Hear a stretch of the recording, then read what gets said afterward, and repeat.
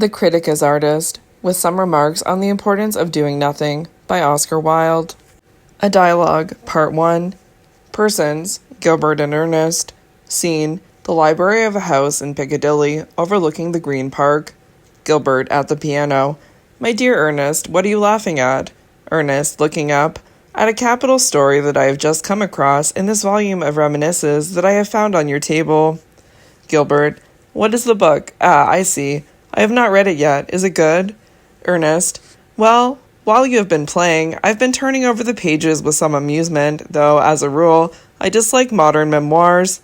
They are generally written by people who have either entirely lost their memories, or have never done anything worth remembering, which, however, is, no doubt, the true explanation of their popularity, as the English public always feels perfectly at its ease when a mediocrity is talking to it.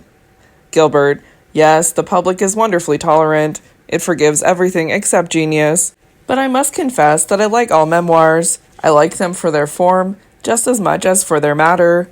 In literature, a mere egotism is delightful. It is what fascinates us in the letters of personalities so different as Cicero and Balzac, Flaubert and Berlioz, Byron and Madame de Sévigné. Whenever we come across it, and strangely enough it is rather rare, we cannot but welcome it, and do not easily forget it. Humanity will always love Rousseau for having confessed his sins, not to a priest, but to the world, and the couchant nymphs that Cellini wrought in bronze for the castle of King Francis, the green and gold Perseus even, that in the open loggia at Florence shows the moon the dead terror that once turned life to stone, have not given it more pleasure than has that autobiography in which the supreme scoundrel of the Renaissance relates the story of his splendor and his shame. The opinions, the character, the achievements of the man matter very little. He may be a skeptic like the gentle Sieur de Montaigne, or a saint like the bitter son of Monica, but when he tells us his own secrets, he can always charm our ears to listening and our lips to silence. The mode of thought that Cardinal Newman represented, if that can be called a mode of thought, which seeks to solve intellectual problems by a denial of the supremacy of the intellect, cannot, I think, survive. But the world will never weary of watching that troubled soul in its progress from darkness to darkness. The lonely church at Littlemore, where the breath of the morning is damp and worshippers are few, will always be dear to it, and whenever men see the yellow snapdragon blossoming on the wall of Trinity, they will think of that gracious undergraduate who saw in the flower's sure recurrence a prophecy that he would abide forever with the benign mother of his days, a prophecy that faith, in her wisdom or her folly, suffered not to be fulfilled. Yes, autobiography is irresistible. Poor, silly, conceited Mr. Secretary Pepys has chattered his way into the circle of the immortals, and, conscious that indiscretion is the better part of valor, bustles about among them in that shaggy purple gown with gold buttons and looped lace, which he is so fond of describing to us, perfectly at his ease and prattling, to his own and our infinite pleasure, of the Indian blue petticoat that he bought for his wife, of the good hog's harslet, and the pleasant French fricassee of veal that he loved to eat, of his game of bowls with Will Joyce, and his gadding after beauties, and his reciting of Hamlet on a Sunday, and his playing on the viol on weekdays, and other wicked or trivial things. Even in actual life, egotism is not without its attractions. When people talk to us about others, they are usually dull. When they talk to us about themselves, they are nearly always interesting, and if someone could shut them up, when they become wearisome, as easily as one can shut up a book of which one has grown wearied, they would be perfect absolutely. Ernest, there is much virtue in that if, as Touchstone would say, but do you seriously propose that every man should become his own Boswell? What would become of our industrious compilers of lives and recollections in that case? Gilbert, what has become of them? They are the pest of the age, nothing more and nothing less. Every great man nowadays has his disciples, and it is always Judas who writes the biography. Ernest, my dear fellow. Gilbert, I am afraid it is true. Formerly we used to canonize our heroes. The modern method is to vulgarize them. Cheap editions of great books may be delightful, but cheap editions of great men are absolutely detestable. Ernest, may I ask, Gilbert, to whom you allude? Gilbert, oh, to all our second-rate litterateurs. We are overrun by a set of people who, when poet or painter passes away, arrive at the house along with the undertaker, and forget that their one duty is to behave as mutes. But we won't talk about them. They are the mere body snatchers of literature. The dust is given to one, and the ashes to another, and the soul is out of their reach. And now let me play Chopin for you, or Dvorak. Shall I play you a fantasy by Dvorak? He writes passionate, curiously colored things. Ernest: No, I don't want music just at present. It is far too indefinite. Besides, I took the Baroness Bernstein down to dinner last night, and, though absolutely charming in every other respect, she insisted on discussing music as if it were actually written in the German language. Now, whatever music sounds like, I am glad to say that it does not sound in the smallest degree like German. There are forms of patriotism that are really quite degrading. No, Gilbert, don't play any more. Turn round and talk to me. Talk to me till the white-horned day comes into the room. There is something in your voice that is wonderful. Gilbert, rising from the piano: I'm not in a mood for talking tonight. I really am not. How horrid of you to smile. Where are the cigarettes? Thanks. How exquisite these single daffodils are. They seem to be made of amber and cool ivory. They are like Greek things of the best period. What was the story in the Confessions of the remorseful academician that made you laugh? Tell it to me. After playing Chopin, I feel as if I had been weeping over sins that I had never committed, and mourning over tragedies that were not my own. Music always seems to me to produce that effect. It creates for one a past of which one has been ignorant, and fills one with a sense of sorrows that have been hidden from one's tears.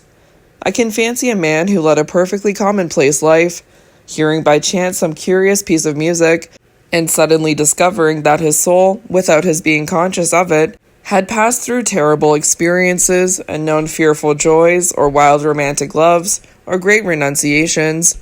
And so tell me the story, Ernest. I want to be amused.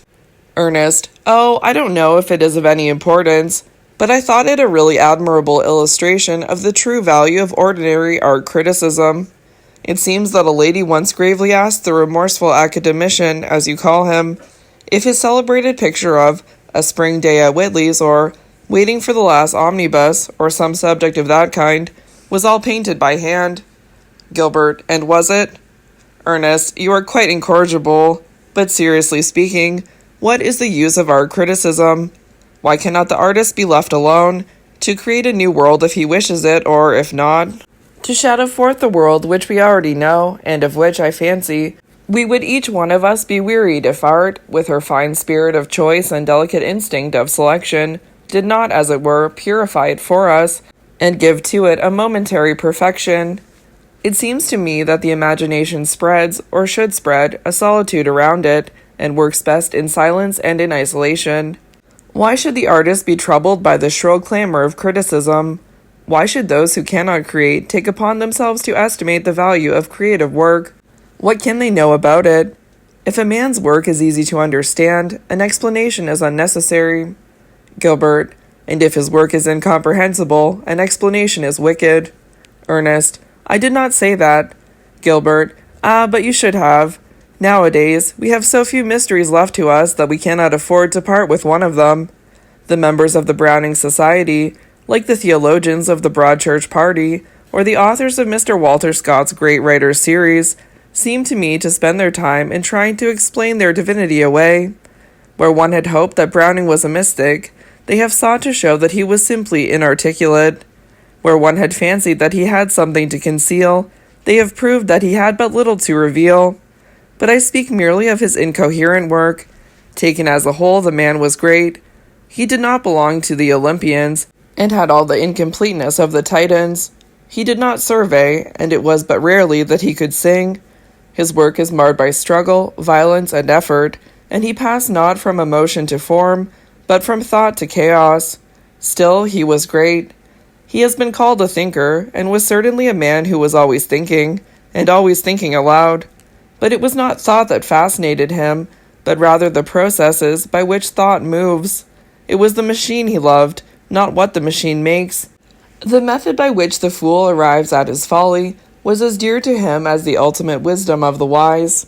So much, indeed, did the subtle mechanism of mind fascinate him that he despised language, or looked upon it as an incomplete instrument of expression. Rhyme, that exquisite echo which in the muse's hollow hill creates and answers its own voice, Rhyme, which in the hands of the real artist, becomes not merely a material element of metrical beauty, but a spiritual element of thought and passion also, waking a new mood, it may be, or stirring a fresh train of ideas, or opening by mere sweetness and suggestion of sound some golden door at which the imagination itself has knocked in vain. Rhyme, which can turn man's utterance to the speech of gods. Rhyme, the one chord we have added to the Greek lyre, became in Robert Browning's hands a grotesque, misshapen thing, which at times made him masquerade in poetry as a low comedian, and ride Pegasus too often with his tongue in his cheek. There are moments when he wounds us by monstrous music.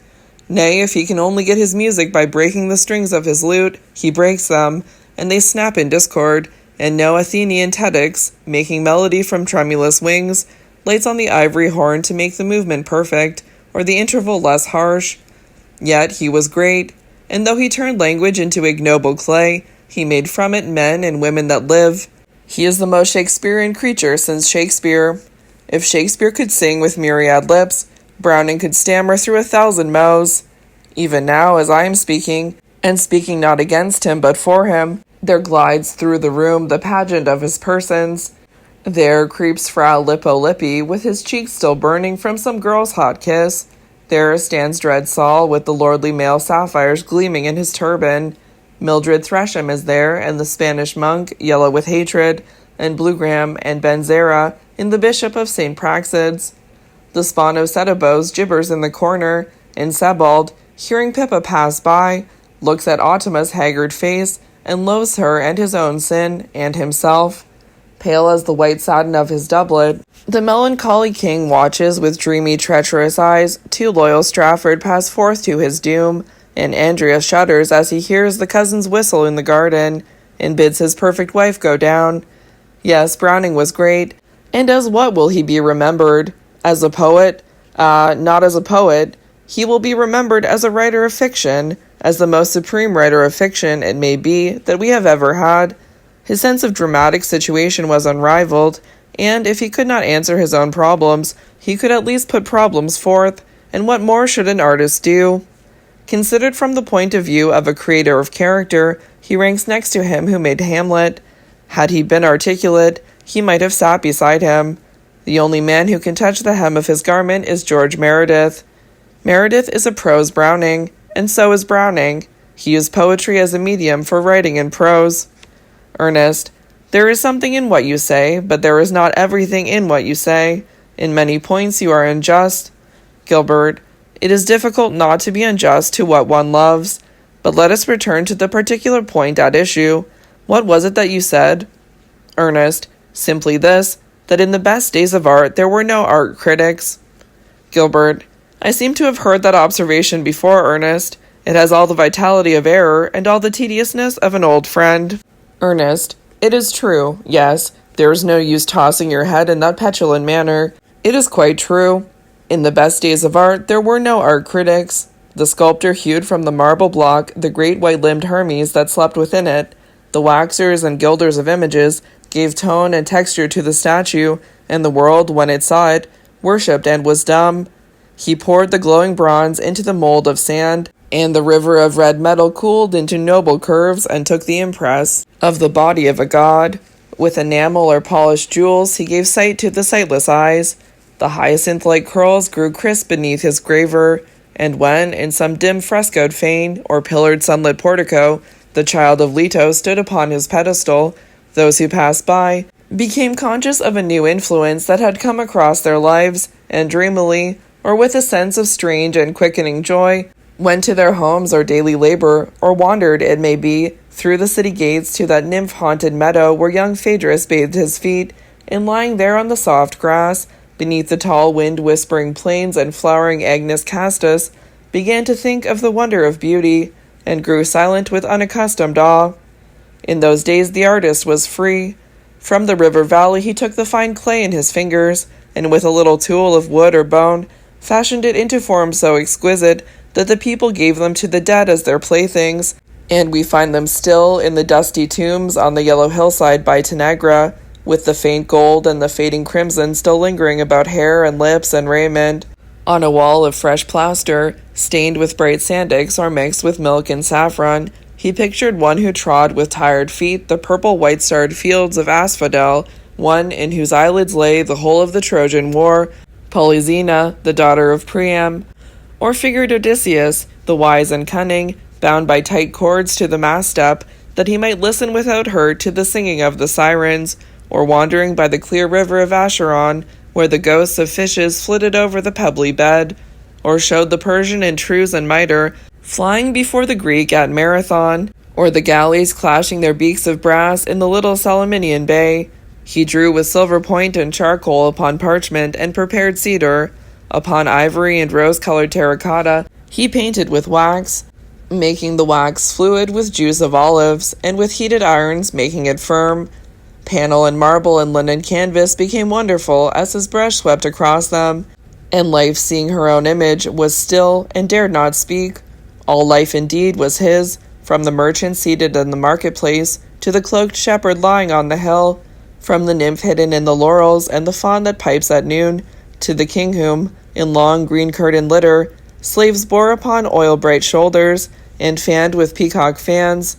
Men and women, with pleasure or sorrow in their faces, passed before him. He watched them, and their secret became his. Through form and color he recreated a world. All subtle art belongs to him also. He held the gem against the revolving disk, and the amethyst became the purple couch for Adonis, and across the veined sardines sped Artemis with her hounds. He beat out the gold into roses, and strung them together for necklace or armlet. He beat out the gold into wreaths for the conqueror's helmet, or into palmates for the Tyrian robe, or into masks for the royal dead. On the back of the silver mirror he graved Thetis borne by her nereids, or lovesick Phaedra with her nurse, or Persephone, weary of memory, putting poppies in her hair. The potter sat in his shed, and, flower-like from the silent wheel, the vase rose up beneath his hands. He decorated the base and stem and ears with pattern of dainty olive leaf, or foliated acanthus, or curved and crested wave. Then in black or red he painted lads wrestling, or in the race, knights in full armor, with strange heraldic shields and curious visors, leaning from shell-shaped chariot over rearing steeds, the gods seated at the feast or working their miracles, the heroes in their victory or in their pain. Sometimes he would etch in thin vermilion lines upon a ground of white the languid bridegroom and his bride, with arrows hovering round them, and arrows like one of Donatello's angels, a little laughing thing with gilded or with azure wings. On the curved side he would write the name of his friend. Beautiful Alcibiades, or beautiful Charmides, tells us the story of his days. Again, on the rim of the wide flat cup he would draw the stag browsing or the lion at rest, as his fancy willed it. From the tiny perfume bottle laughed Aphrodite at her toilet, and, with bare-limbed Maiaids in his train, Dionysus danced round the wine-jar on naked must-stained feet, while satyr-like, the old Sinellus sprawled upon the bloated skins, or shook that magic spear which was tipped with a fretted fir cone, and wreathed with dark ivy. And no one came to trouble the artist at his work. No irresponsible chatter disturbed him. He was not worried by opinions. By the Ilyssus, says Arnold somewhere, there was no Higginbotham. By the Ilyssus, my dear Gilbert, there were no silly art congresses bringing provincialism to the provinces and teaching the mediocrity how to mouth. By the Ilyssus, there were no tedious magazines about art, in which the industrious prattle of what they do not understand. On the reed-grown banks of that little stream strutted no ridiculous journalism monopolizing the seat of judgment when it should be apologizing in the dock. The Greeks had no art critics. Gilbert, Ernest, you are quite delightful, but your views are terribly unsound. I am afraid that you have been listening to the conversation of someone older than yourself. That is always a dangerous thing to do, and if you allow it to degenerate into a habit, you will find it absolutely fatal to any intellectual development. As for modern journalism, it is not my business to defend it. It justifies its own existence by the great Darwinian principle of the survival of the vulgarist. I have merely to do with literature. Ernest, but what is the difference between literature and journalism? Gilbert, oh, journalism is unreadable, and literature is not read. That is all. But with regard to your statement that the Greeks had no art critics, I assure you that is quite absurd. It would be more just to say that the Greeks were a nation of art critics. Ernest, really? Gilbert, yes, a nation of art critics.